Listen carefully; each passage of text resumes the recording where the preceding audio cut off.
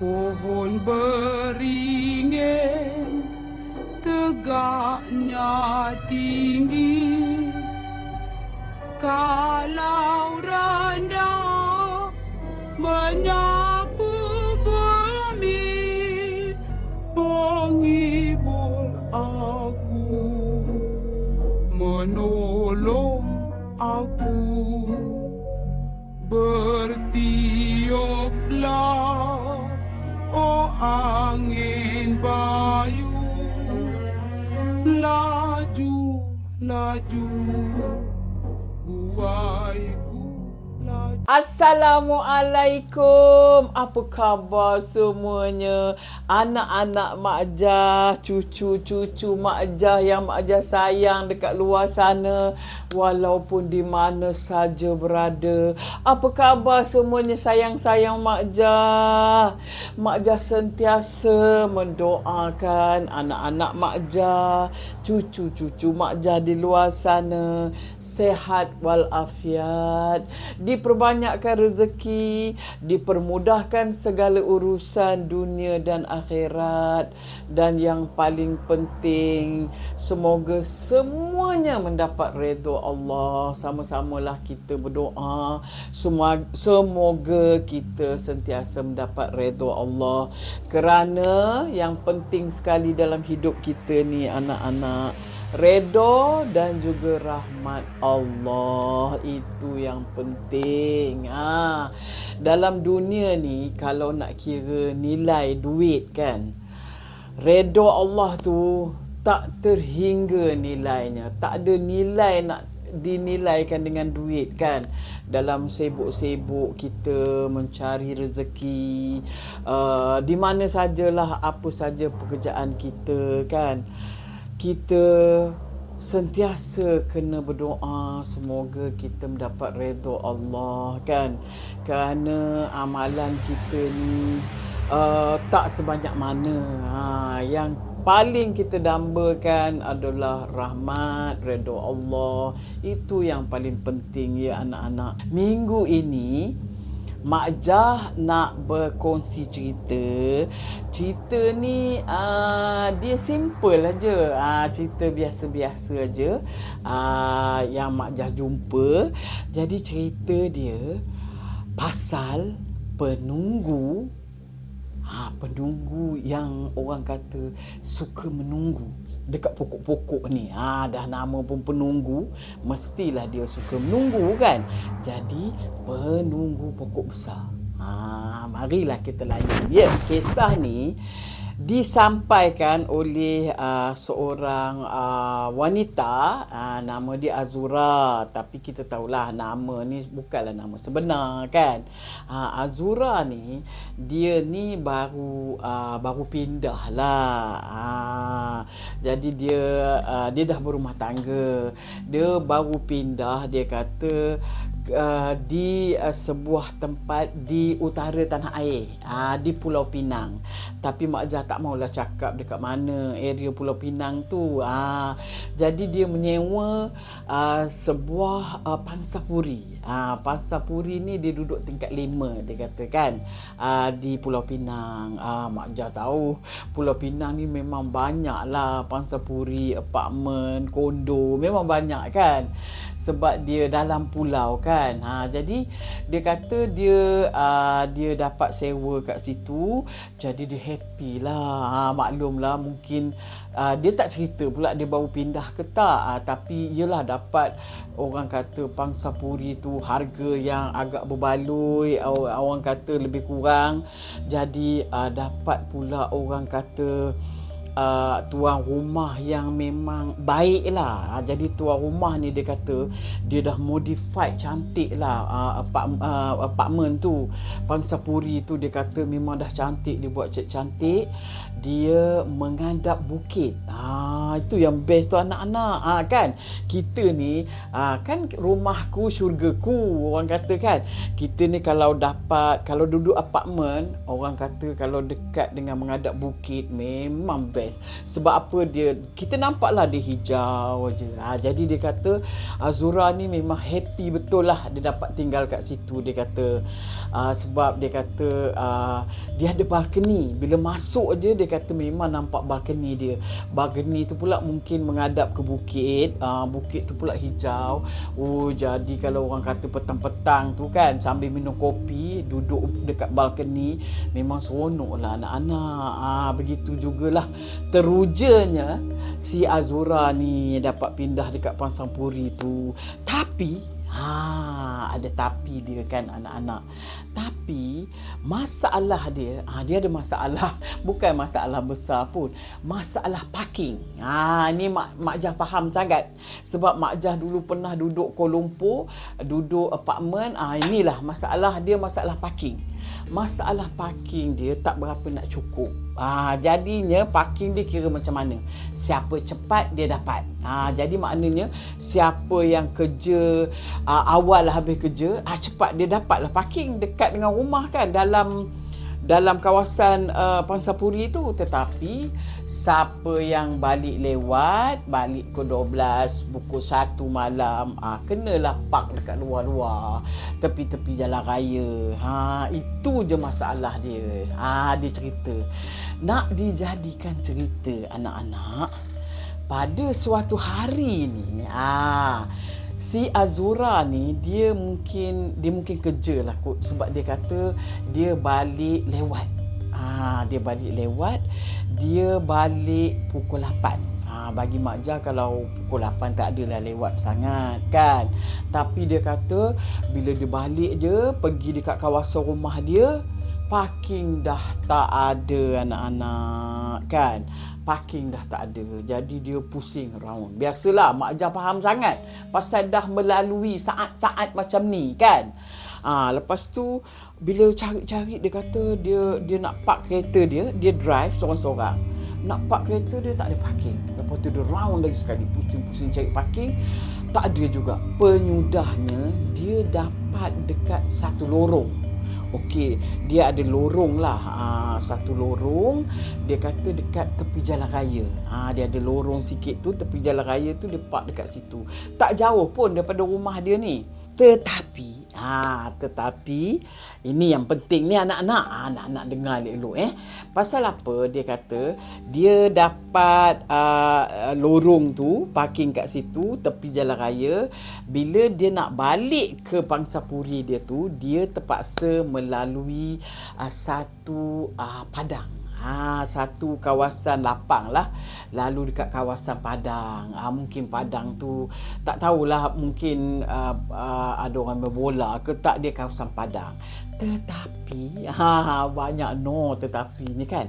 Tetapi dekat tepi padang tu anak-anak ada satu pokok besar, sepohon pokok besar. Pokok besar ni kira pokok yang dah lama anak-anak. Pokok yang dah tua. Yang Azura ni kalau dia tengok pokok tu, dia tak berapa minat. Maksudnya dia ada satu perasaan yang orang kata macam misteri. Pokok tu memang kadang-kadang kan ada pokok besar yang kita tengok macam pokok ni macam ada sesuatu aja. Jadi dia terpaksa lalu dekat bawah pokok tu. Bawah pokok yang besar tu, yang orang kata pokok tu dia pun tak tahu apa nama pokok tu. Tapi pokok tu pokok besar dan pokok dah tua. Pokok yang lama. Kalau macam anak-anak pernah pergi Taiping kan. Kalau kita tengok dekat zoo Taiping tu, kan dekat depan dia tu banyak pokok-pokok besar. Tapi dekat situ pun boleh tahan anak-anak. Jadi pokok yang jenis macam tu lah yang kita macam seram aja bila kita lalu kat bawah dia kan. Jadi Azura ni pun dia dah parking kereta dia dia pun nak baliklah ke rumah dia. Tak ada jauh benar pun. Dia kata daripada parking tu ke rumah dia. Jadi dia pun jalan. Dia kata dia berjalan laju ni. Dia sebab apa? Mata dia asyik tengok rumah dia je kan. Dia kata dia jalan laju. Dia jalan, dia kata sebab dia tahu dia akan lalu dekat bawah pokok besar tu. Dan hari pula adalah mungkin dah pukul 8 lebih kan, macam tu. Jadi dia kata dia pun jalan. Dia dengan lajunya dia berjalan. Lepas tu dia berdoa lah dalam hati dia, tolonglah, jangan nampak apa-apa. Itu dalam hati dia lah. Tolonglah, cepat-cepat dia lah. Tolonglah, jangan nampak apa-apa. Dalam hati dia jalan laju. Tiba-tiba dia sampai dekat dengan pokok besar. Bila dia dah sampai dekat pokok besar tu anak-anak, dia laju. Tetapi yang dia pelik dan muskil, lagi bertambah dia laju, dia macam seolah-olah tidak bergerak. Macam di tempat itu juga. Dia lagi laju, pokok besar tu macam masih dekat depan dia juga. Macam contoh macam ini pokok besar. Mak Jah laju. Tapi pokok ni masih dekat sini juga. Jadi dia dah panik anak-anak. Bulu roma dia dah meremang dah. Makin laju dia kata pokok tu dekat situ juga. Jadi dia pun tengoklah pokok besar tu. Yelah sebab dia perasaan takut kan anak-anak. Dia tengok anak-anak. Dia tahu apa dia nampak anak-anak. Aduh, Mak Jah kalau nak cerita bab-bab nampak ni mesti Mak Jah akan meremang bulu roma Mak Jah. Dia nampak satu makhluk yang tengah duduk mencangkung tu macam tulah kan, mencangkung dekat atas dahan pokok tu anak-anak. Dengan orang kata dengan tangannya yang panjang, lepas tu rambutnya yang panjang sampai mencecah ke tanah. Ni tangan dan kaki juga panjang dekat nak mencecah ke tanah. Tengah begitu dan tengah tengok dia anak-anak. Lepas tu dia kata memang matanya bersinar macam mata anjing. Ini dia tak pernah tengok. Dia punya takut anak-anak. Azura ni memang takut sangat. Dia lari. Dia kata dia lari. Tapi dia tak bergerak ke mana-mana anak-anak. Sekuat mana pun dia lari, dia masih di situ anak-anak. Dan makhluk yang berwajah menakutkan tu, yang orang kata dia macam yang berambut panjang, tangan panjang, kaki panjang dengan mencangkung macam tu, yang mata dia macam mata anjing, tengah tengok dia juga. Dia lari laju. Makhluk tu macam tengok dalam keadaan yang marah. Tengok. Makin dia lari laju anak-anak, makin makhluk tu tengah tengok dia dalam keadaan marah. Dan matanya bersinar macam mata anjing. Masih tengah tengok dia anak-anak.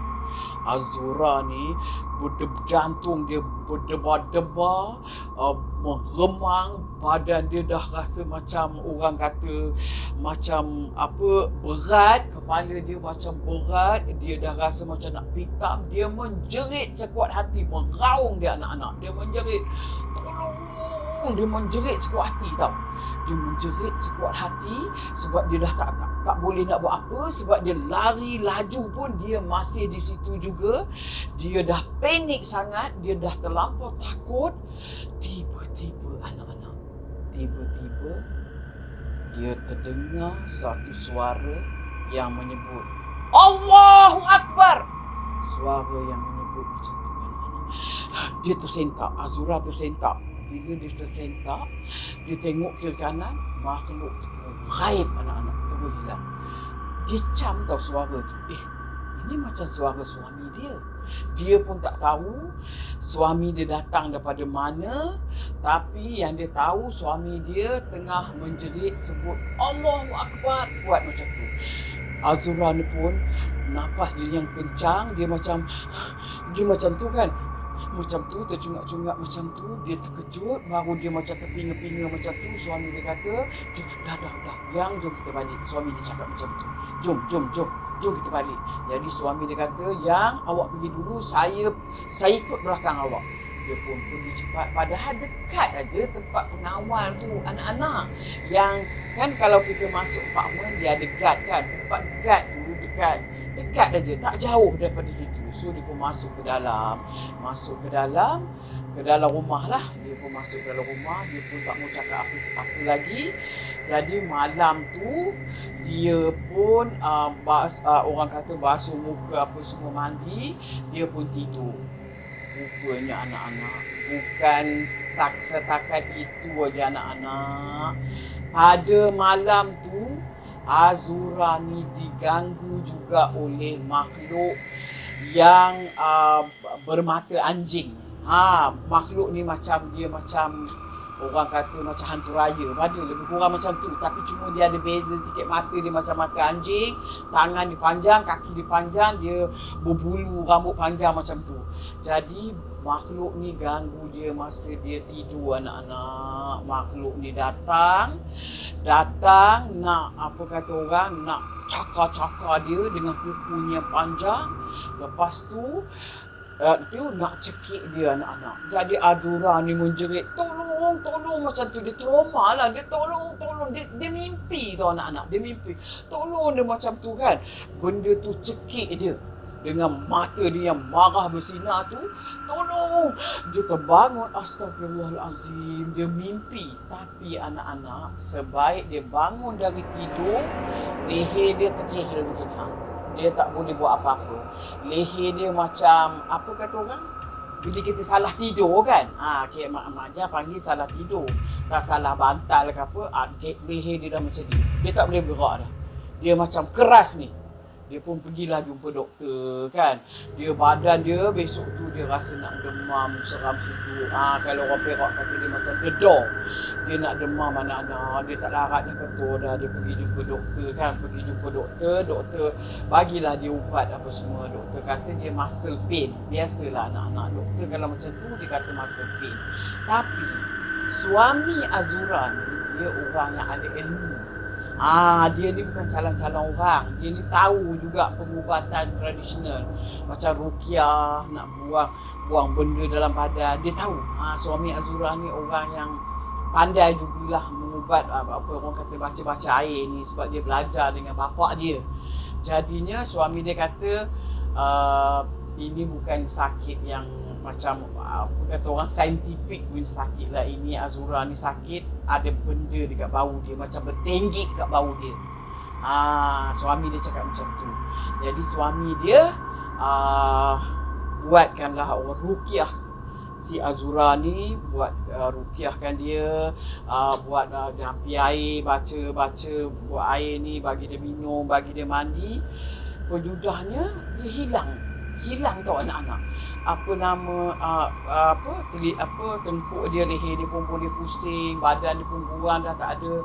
Rupanya dia ni dah diganggu. Maknanya makhluk dekat pokok tu dah menempel dekat badan dia.